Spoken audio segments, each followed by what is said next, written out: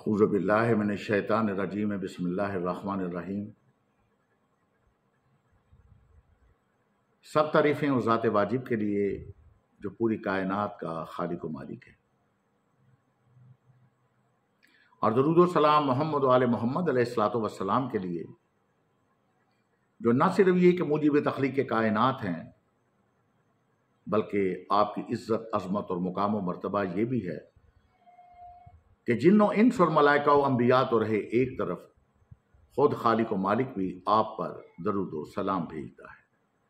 ان اللہ و ملائکتہ یصلون علی النبی یا ایھا الذین آمنوا صلوا علیہ وسلموا تسلیما۔ اللہم صلی علی محمد و آل محمد و عجل فرجہ۔ مدینہ العلم چینل کے تمام سامعین و ناظرین، السلام علیکم و تحفہ یا علی علیہ الصلوۃ والسلام مدد۔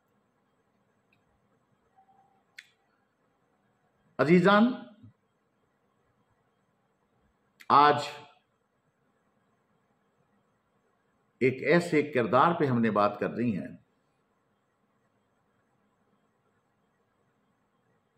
کہ جسے قصہ کہا جائے، کہانی کہا جائے، ایک کسی ڈرامے کا اسکرپٹ کہا جائے، افسانوی کردار کہا جائے، یا فیک اور فرضی شخصیت کہا جائے تو بے جا نہیں۔ اسی عنوان پہ اس سے پہلے بھی ایک ویڈیو میں کر چکا ہوں، لیکن احباب کا یہ کہنا تھا کہ ذرا اس پہ تفصیل سے بات کی جائے، کیونکہ خارجی اور ناسبی اذہان کے جتنے بھی افراد ہیں وہ اپنے اپنے مخصوص ممدوح افراد کے نیگیٹو اعمال کی پردہ پوشی کے لیے اور ان سب کے ایسے اعمال کھو کھاتے میں ڈالنے کے لیے ایک فرضی کردار کا نام لیتے ہیں جس کا نام ہے عبداللہ ابن سبا۔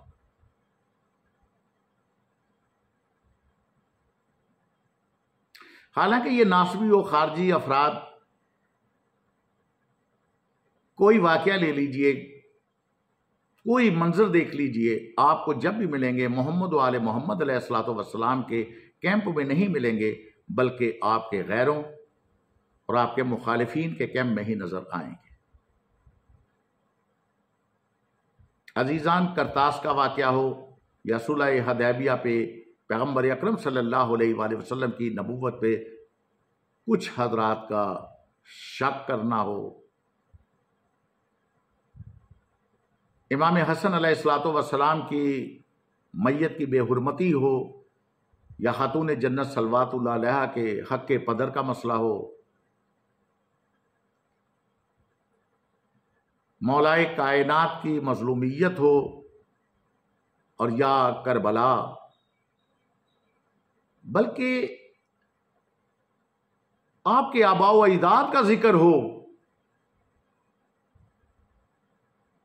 یا آل اطہار علیہم السلام کا، تو جنہوں نے ہر وقت خانوادہ عصمت کی مخالفت ہی کی ہے۔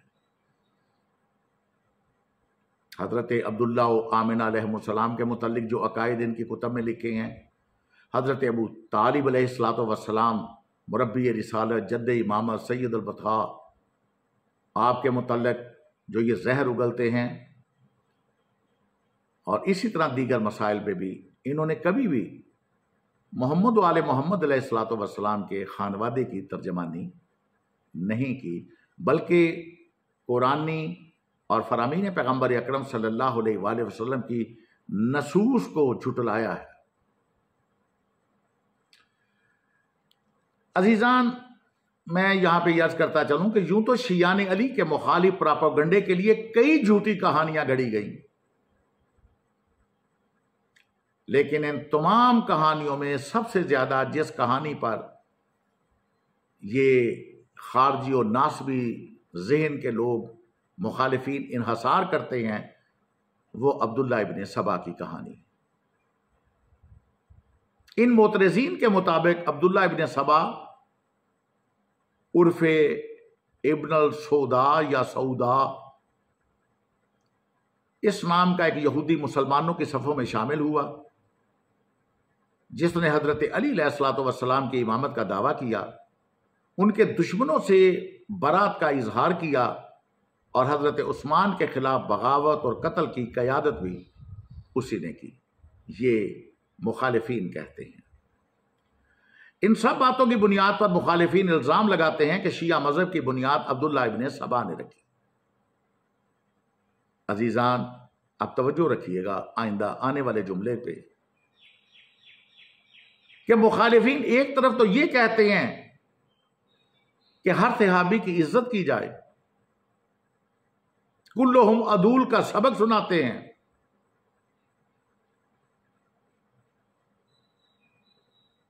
کہ جس کی اقتداء کرو گے پیروی پا جاؤ گے، سب جنتی ہیں، اور ان کو برا بیلا کہنے والے کافر ہیں، اور دوسری طرف خود صحابہ و تابعین کو عبداللہ ابن سبا کا پیروکار بھی مانتے ہیں۔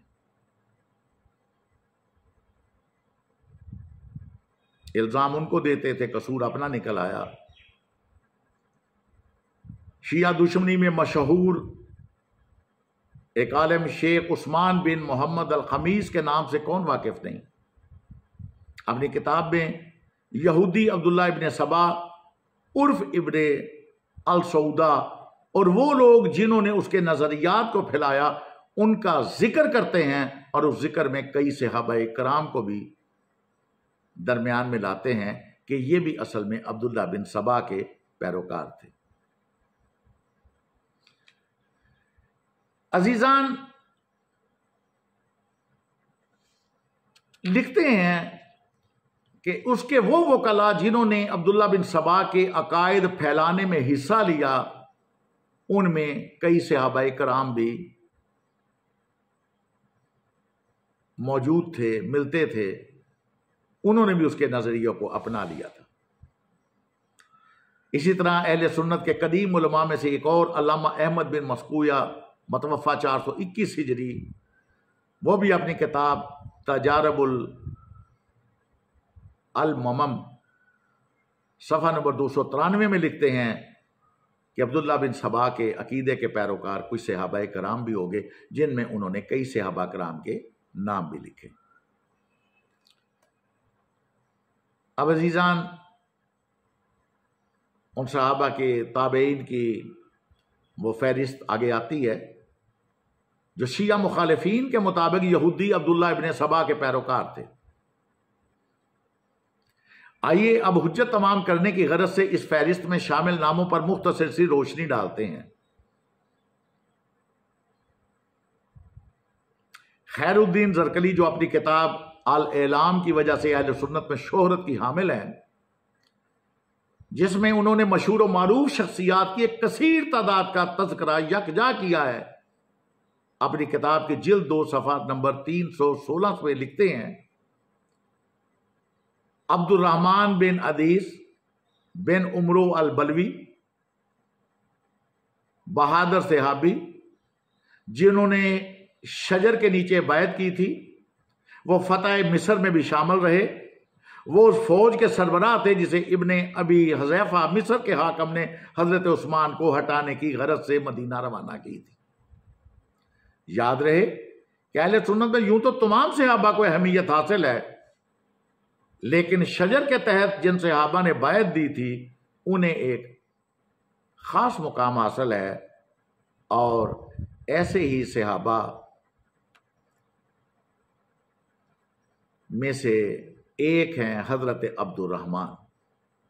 اور بقول مخالفین اس پیروکار ابن سبا سے اہل سنت کے کتب میں احادیث میں روایت بھی کی گئی ہیں۔ دیکھیے الموجم دیکھ لیجیے، الکبیر دیکھ لیجیے، طبرانی وغیرہ کی۔ یہ بھی ایک صحابی ہیں جو عبداللہ بن سبا کے پیروکار بن گئے۔ اب ایک اور پیروکار کا ذکر ہو جائے جسے شیخ عثمان الخمیس نے اپنی فہرست میں شامل کیا ہے، خیر الدین زرکلی۔ اور وہ کیا لکھتے ہیں؟ وہ خیر الدین زرکلی لکھتے ہیں کہ عمرو بن الخزائی صحابی تھے اور قاتلان عثمان میں شامل تھے۔ یہ اپنی کتاب علامہ زرکلی صاحب اہل سنت کے بہت بڑے عالم، کتاب الاعلام جلد 5 صفحہ 67 پہ یہ رقم دراز ہیں کہ یہ عمرو بن الخزائی صحابی تھے اور قاتلین عثمان میں شامل تھے۔ گو کہ عبداللہ ابن سبا سے روایت شدہ ایک بھی حدیث کسی بھی شیعہ کتب میں موجود نہیں، لیکن اس پیروکار ابن سبا سے روایت شدہ احادیث اہل سنت کی کتابوں میں دستیاب ہیں۔ مسند احمد بن حنبل میں موجود ہیں، سنن ابن ماجہ میں موجود ہیں، المستدرک میں موجود ہیں، سنن نسائی میں موجود ہیں، المعجم الطبرانی سب میں شامل۔ اچھا، اب ایک اور طرف چلتے ہیں۔ اب چلتے ہیں کنانہ بن بشر کی طرف۔ تاریخ دمشق جلد 55 صفحہ نمبر 365 پر ہم پڑھتے ہیں کہ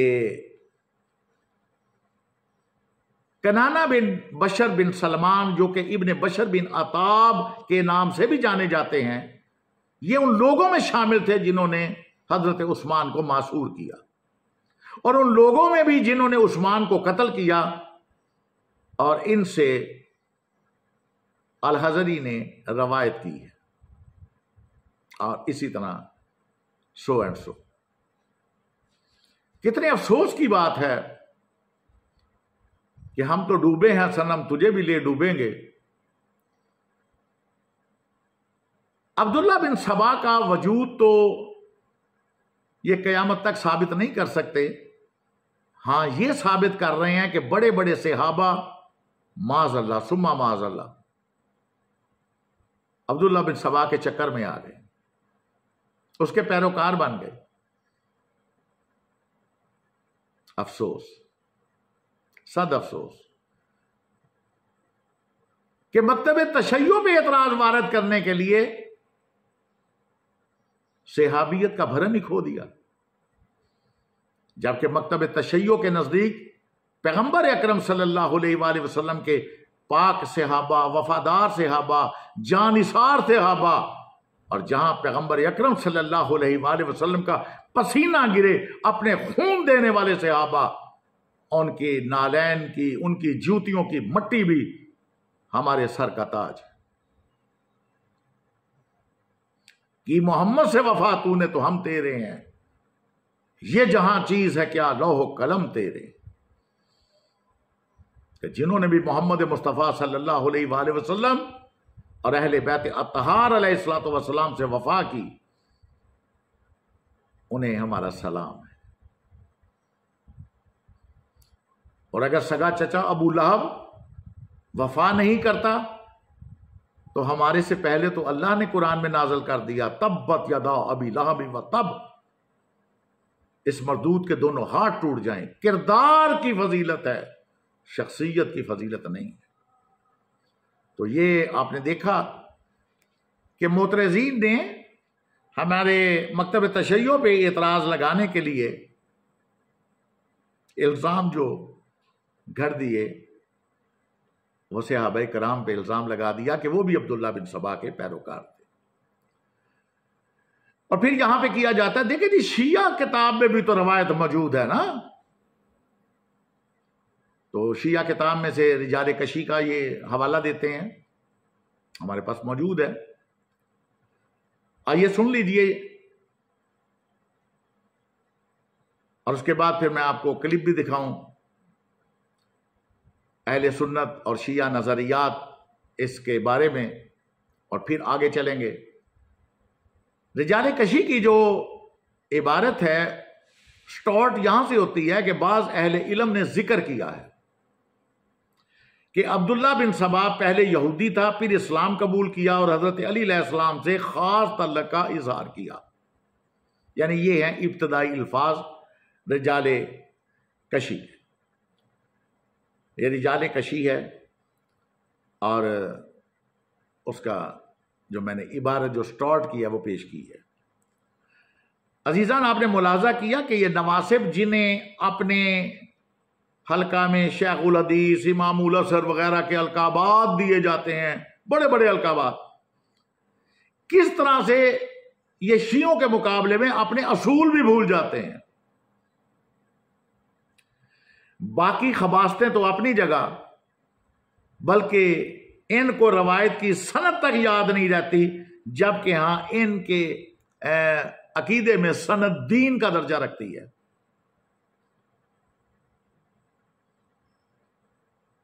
مقدمہ صحیح مسلم میں درج ہے کہ محمد بن عبداللہ بن قحزاد جو مرو کے باشندوں میں سے ہیں، کہا میں نے سنا کہ وہ کہہ رہے تھے، میں نے عبداللہ بن مبارک کو یہ کہتے ہوئے سنا کہ سند جو سلسلہ ہے، سلسلہ سند، اس سے حدیث روایت کرنا یہ دین کا تقاضا ہے اور دین میں سے ہے، جبکہ اگر اسناد نہ ہو تو کیسے پتہ لگے کہ یہ صحیح ہے یا غلط. تو پتہ چلا کہ مقدمہ صحیح مسلم میں سند کی کتنی اہمیت ہے. اب اندازہ کیجئے کہ اب اس کے لیے یہ جو کہا جاتا ہے کہ بعض اہل علم علماء نے یہ ذکر کیا ہے، اس کی سند نہیں ہے. وہ کون علماء ہیں؟ وہ شیعہ علماء ہیں، سنی علماء ہیں، یہودیوں کے علماء ہیں، عیسائیوں کے علماء ہیں، ناصبی ہیں، خارجی ہیں، کون ہیں؟ اس کا قطعاً ذکر نہیں ہے. یہ ہے شیعہ کتاب سے روایت کا جواب. آئیے کلپ دیکھتے ہیں. ہے کہ علی علیہ السلام کی امامت کو مشہور کرنے والا پہلا شخص عبداللہ بن سبا یہودی تھا. کون سا دلیل ہے کہ سب سے پہلے مشہور کرنے والا یہ ہے؟ کوئی ہے دلیل؟ یہ کہتے ہیں کہ رجال کشی میں اور کتاب الفرق نو بختی کی کتاب ہے فرق میں، اس میں یہ متن موجود ہے کہ عبداللہ بن سبا نے مشہور کیا، یہ کیا. اس سے کم یہ پتہ چلتا ہے کہ مشہور کرنا الگ بات ہے، ایک موجود ہونا الگ بات ہے. میرے پاس ایک چیز موجود ہے لیکن وہ مشہور نہیں ہے. ہاں اگر مشہور کروں وہ الگ بات ہے. ایک چیز ہے، یہ لیپ ٹاپ میرے پاس ہے، اس کو مشہور کس نے کیا؟ اس بھائی نے مشہور کر دیا. تو کیا یہ اس کی بات ہوگی؟ یہ لیپ ٹاپ اس کا ہو گیا؟ نہیں. مشہور کرنے اور اس میں فرق ہے، اول بات. دوسری بات، یہ محض ایک دعویٰ ہے کہ عبداللہ بن سبا نے مشہور کیا، محض ایک دعویٰ ہے. ہمارے کسی بھی عالم نے یہ نہیں کہا. ان دو عالموں نے بھی جو کہا ہے وہ یہ کہا ہے کہ ذکر اہل علم نے یہ ذکر کیا ہے. سوال یہ کہ وہ اہل علم کون ہیں؟ ویسے دستور ہے کہ بھی سند عبداللہ بن سبا تک، عالم سے لے کر عبداللہ بن سبا تک سند ہونی چاہیے، لیکن یہاں پہ کوئی سند نہیں ہے، پہلی بات. دوسری بات، یہ اہل علم کون مراد ہے؟ بعض لوگ یہ سمجھتے ہوں گے کہ بھائی شیعہ مراد ہے، ورنہ سنیوں کو کوئی اہل علم تھوڑی کہتا ہے. کون کہتا ہے کہ سنیوں کو اہل علم نہیں کہتے ہم؟ آپ کے چاروں امام اہل علم ہیں، تبھی تو ان کی فقہ ہے. بڑی بات یہ ہے کہ علامہ کلینی کس کا عالم ہے؟ شیعوں کا. اس کو نبلا میں ذکر کیا ہے کس نے؟ سیر النبلا میں علامہ ذہبی نے. نبلا یعنی نبیل یعنی عالم کے ساتھ ساتھ عاقل بھی ہے، بردبار بھی ہے، بہت یعنی ایسے سمجھے کہ علم کا سمندر رکھنے والا شخص. تو آپ مانتے ہو کہ نہیں علامہ کلینی عالم ہے؟ تو کیا آپ کے یہاں حجت ہو گیا؟ نہیں. مطلب کہنے کا یہ کہ اہل علم لازم نہیں کہ اپنے ہی فرقے والا ہو، غیر کو بھی اہل علم کہا جا سکتا ہے. اب ہمارے پاس دلیل موجود ہے کہ یہ کہاں سے آیا؟ پھر آیا شیعوں نے کوئی ذکر کیا ہے؟ ان دو کتابوں سے پہلے کسی بھی شیعہ نے کسی بھی کتاب میں تذکرہ موجود نہیں ہے. ہاں یہ سنیوں کی کتاب موجود ہے. وہ کون ہے؟ تاریخ طبری.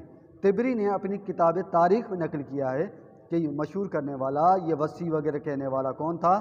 عبداللہ بن سبا تھا. اور سنی کے بعد ہمارے اوپر کوئی حجت نہیں ہے. کوئی عبداللہ ابن سبا کا وجود ہی نہیں. سب سے پہلے عبداللہ ابن سبا کا نام ابن عمر نے لیا ہے 170 ہجری میں، جب صحابہ کرام میں سے کوئی بھی زندہ نہیں تھا.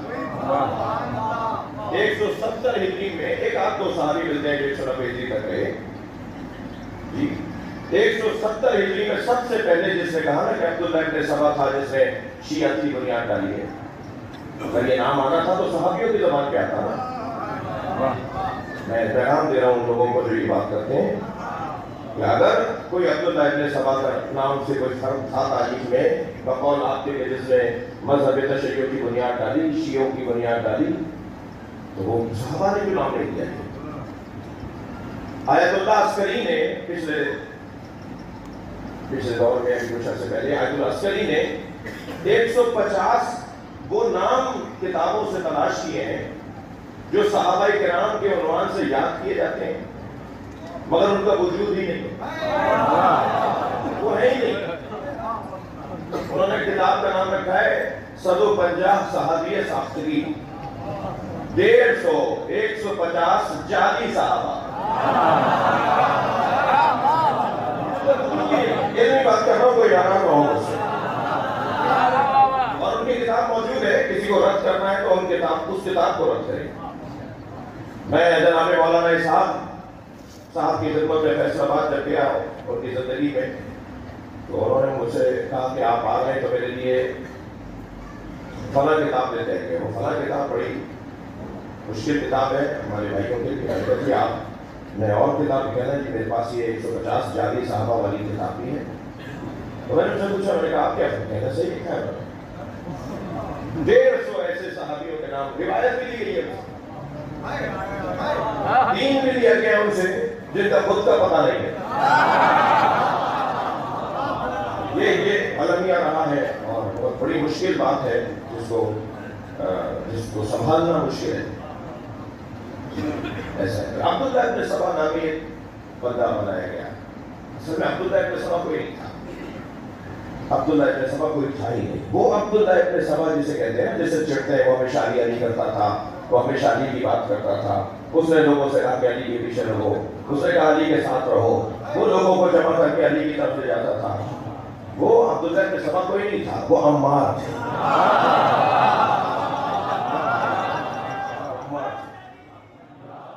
اعوذ باللہ من الشیطان الرجیم، بسم اللہ الرحمن الرحیم، الحمد للہ رب العالمین، والصلاة والسلام علی محمد وآلہ الطاہرین، اما بعد۔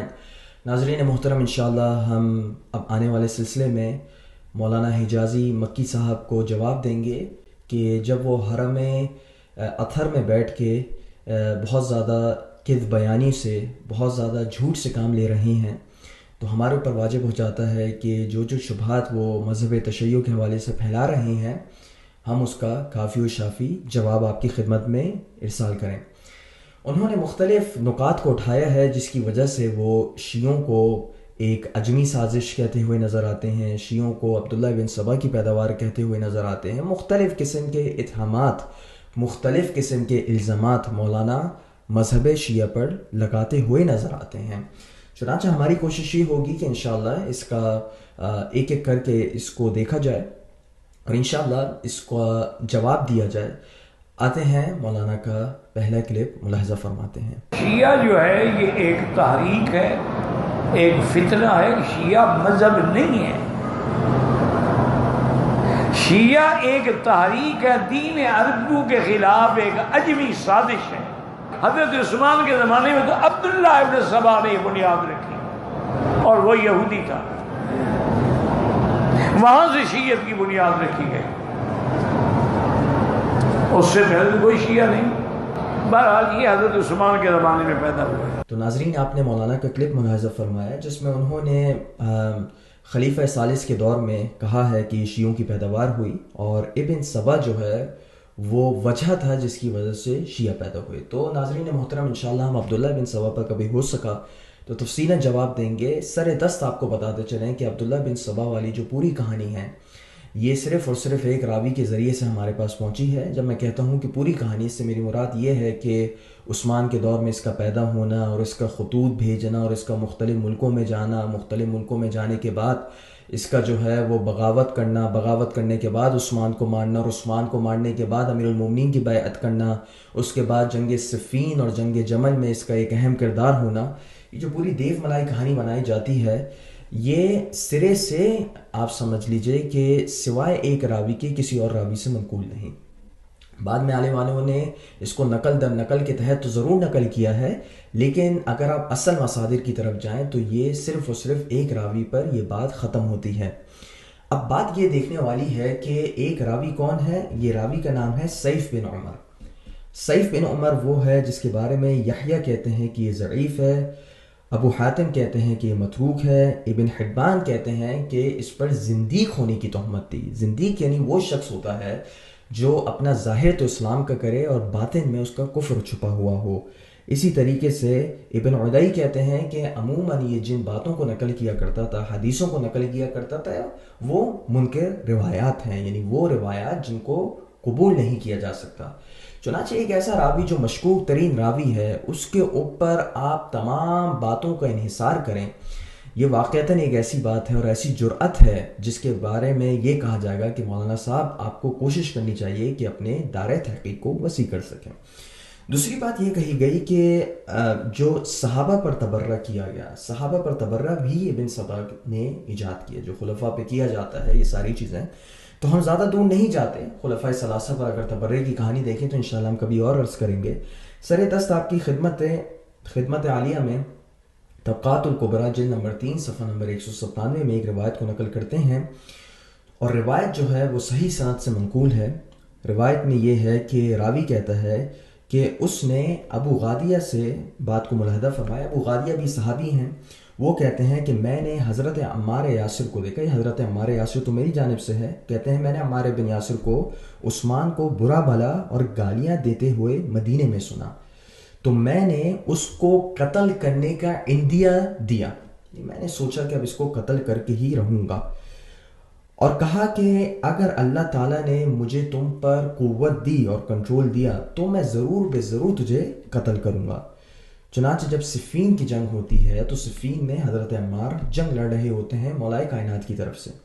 جب صفین میں جنگ ہوتی ہے تو حضرت عمار بڑھ کے حملہ کر رہے ہوتے ہیں، تو اسی اثناء میں جب وہ حضرت عمار حملہ کر رہے ہوتے ہیں تو ان کے جسم میں ایک گنجائش نظر آتی ہے، اور اس گنجائش کے بعد ابو غادیہ نامی شخص جو ہے وہ حملہ کرتا ہے، اور آپ کے گھٹنے مبارک پر جب حملہ کرتا ہے تو اس کے بعد آپ شہید ہو جاتے ہیں، اور شہادت کے بعد جو ہے وہ بات کی کہانی ہے جس کے بارے میں ہم تفصیل میں ابھی نہیں جائیں گے۔ سر دست بتانا یہ ہے کہ یہاں پر 3-4 چیزوں کا اثبات کیا جا سکتا ہے۔ پہلی بات یہ کہ تبرہ حضرت عمار کس پر کر رہے ہیں؟ عثمان پہ کر رہے ہیں، نہ صرف برا بھلا کہہ رہے ہیں بلکہ بہت ہی سخت الفاظ کا بھی استعمال کر رہی ہیں۔ چنانچہ اگر واقعتاً ابن سبا کی پیداوار ہوتی تو سب سے پہلے آپ کو حضرت عمار ابن یاسر کو بھی ابن سبا کی پیداوار کہنا چاہیے، اور میں یقین جانتا ہوں اور یقین رکھتا ہوں کہ آپ حضرت عمار بن یاسر کے بارے میں ایسے کلمات نہیں کہیں گے۔ جب آپ حضرت عمار بن یاسر کو صحابی سمجھتے ہیں، ایک عادل نیک شخص سمجھتے ہیں، اور ان کو سابقین اولین میں سے قرار دیتے ہیں، تو ناظرین محترم جب اتنے سارے القابات سے حضرت عمار بن یاسر بھی اتنے زیادہ معتمد علیہ اور اتنے بہترین شخصیت رہ سکتے ہیں، تو شیعان حیدر کرار اگر کچھ شخصیتوں پر کچھ علمی وجوہات کی وجہ سے تبرہ کرتے ہیں تو ان کے بارے میں بھی اعتراض کرنا غلط ہوگا۔ وصلی اللہ علی محمد وآلہ الطاہرین۔ جی ناظرین، آپ نے دیکھا کہ رجال کشی کے حوالے میں بغیر سند سے کس طرح اعتماد کیا گیا، کیونکہ مکتب تشیع کے خلاف انہیں ناصبیوں خارجیوں کا ایک عبارت مل گئی۔ یہ سوچا ہی نہیں کہ بغیر سند کے روایت کسی بھی مسلک میں حجت نہیں ہوتی۔ اور عزیزان، اسی طرح ہمارے بعض علماء نے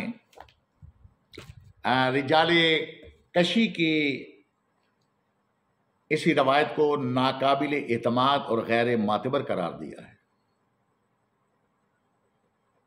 کتابوں میں تو ہر کس و ناقص چیز کا آ جانا یہ کسی چیز کی دلیل نہیں ہوتی۔ سید مرتضی عسکری نے اس مدعا پر اپنی کتاب ابن سبا کے موضوع پہ جو لکھی وہ 2 دلائل پیش کرتے ہیں۔ پہلی دلیل وہ یہ کہتے ہیں کہ یہ روایت کتب اربعہ میں موجود نہیں ہے۔ ہماری جو کتب اربعہ ہیں، ہم تو کتب اربعہ کو بھی صحاح اربعہ نہیں کہتے، ہم تو فقط انہیں کتاب کا درجہ دیتے ہیں، جبکہ مکتب تشیع کے نزدیک صحیح ترین کتاب فقط اللہ کا کلام ہے، پاک قرآن مجید ہے۔ اور ہمارے ائمہ معصومین علیہ الصلوۃ والسلام نے یہی فرمایا کہ ہمارا کوئی قول روایت حدیث فعارضوا کتاب اللہ، اسے اللہ کی پاک کتاب پہ پیش کرو، اگر اس سے مطابقت رکھے تو لے لو، اور اختلاف کرے رد کر دو، وہ ہمارا قول حدیث نہیں ہے، بلکہ کچھ روایات میں اسے دیوار پہ دے مارو۔ تو ہمارے نزدیک تو صحیح ترین کتاب قرآن پاک کے علاوہ کوئی بھی نہیں، باقی ٹھیک ہے تاریخ کی کتابیں ہیں، حدیث کی کتابیں ہیں، ہر طرح کی چیز نوٹڈ ہوتی ہے، سیاہ ستہ میں کیا کچھ نہیں ہے، انشاءاللہ وقت آنے پہ وہ بھی بتائیں گے۔ لیکن اس کا مطلب ہے کہ سیاہ ستہ میں جو لکھا ہے آپ مان جاتے ہو، حالانکہ آپ صحیح ترین کتاب مانتے ہو، اصل کتب باری بعد از کلام باری صحیح بخاری۔ تو پہلے تو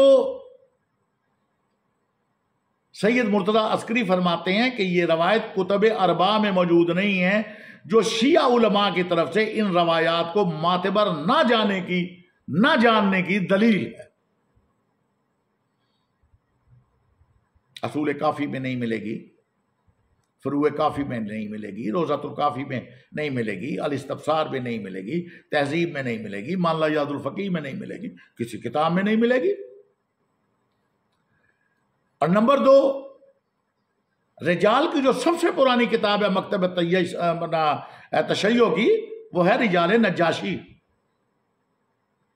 تو نجاشی نے، محدث نوری نے، محمد تقی شورتری جیسے علماء نے بھی کشی اور ان کی کتب کو اشتباہات اور ضعیف روایات کا حامل قرار دیا ہے اور انہیں تسلیم نہیں کیا۔